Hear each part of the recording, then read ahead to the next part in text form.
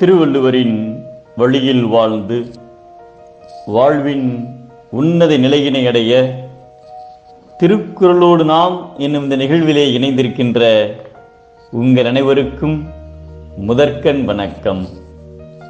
குறள் எண் 542, அதிகாரம் செங்கோன்மை. மகாராஜா வீரசிங் தேவ் மத்திய பிரதேசத்தின் ஒரு பகுதியான ஒர்ஷா பகுதிக்கு மன்னராக இருந்தார். அவர் நீதியையும் நேர்மையையும் தனது 2 கண்களாக காத்து செங்கோல் செலுத்தி மக்களை பாதுகாத்து வந்தார். நாட்டு மக்களும் மன்னர் மீது மிகுந்த நம்பிக்கை கொண்டு விசுவாசமாக இருந்தனர். ஆனால் இளவரசனாக இருந்த மன்னரின் மகன் பர்வீர் ராய் மன்னருக்கு நேர்மாறான குணங்களை கொண்டிருந்தார்.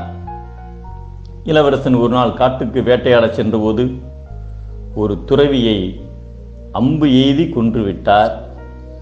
இதை கேள்விப்பட்டதும் உடனே அவரை கைது செய்யும்படி மன்னர் உத்தரவிட்டார். இளவரசனை கைது செய்து மன்னரின் முன்பு நிறுத்தினார்கள். மன்னர் இளவரசனிடம், காட்டில் துறவியை கொன்றது நீதானே என்று அவரை பார்த்து கேட்டார். அதற்கு இளவரசன், நான் கொலை செய்யவில்லை, என் வேட்டைக்கு இடைஞ்சலாக இருந்த துறவியின் அசட்டு துணிச்சலுக்கு தண்டனை கொடுத்தேன் என்று திமிராக பதில் சொன்னார். இந்த பதிலை கேட்டதும் அரசர் மிகுந்த கோபமடைந்தார்.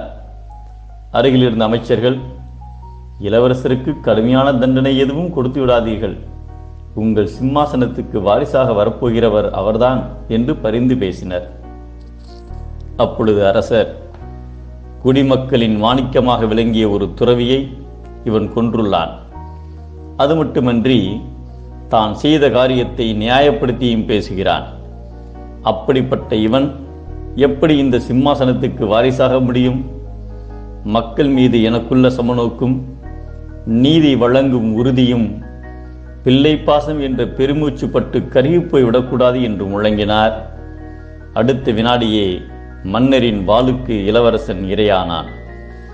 அதைத் தொடர்ந்து மன்னர் அருகில் இருந்தவர்களை பார்த்து கம்பீரமாக, திமிர் பிடித்த இந்த இளவரசன் போய்விட்டதாலேயே சிம்மாசனத்துக்கு வாரிசு இல்லாமல் போய்விட்டது என்று யார் சொன்னது?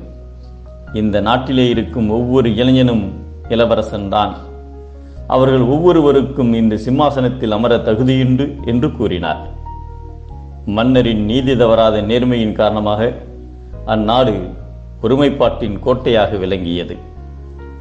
உலகத்து உயிர்களெல்லாம் மழையை நோக்கி வாழ்கின்றன. அதுபோல குடிமக்கள் அரசனுடைய செங்கோலை நோக்கியே வாழ்வார்கள் என்பதை வான் நோக்கி வாழும் உலகெல்லாம் மன்னவன் கோல் நோக்கி வாழும் குடி என்கிறார் நம் தெய்வப்புலவர் திருவள்ளுவர். உயிர்களுக்கு உயிர் தருபவன் வருணன், உயிர்களை உயர்த்துபவர் மன்னன்.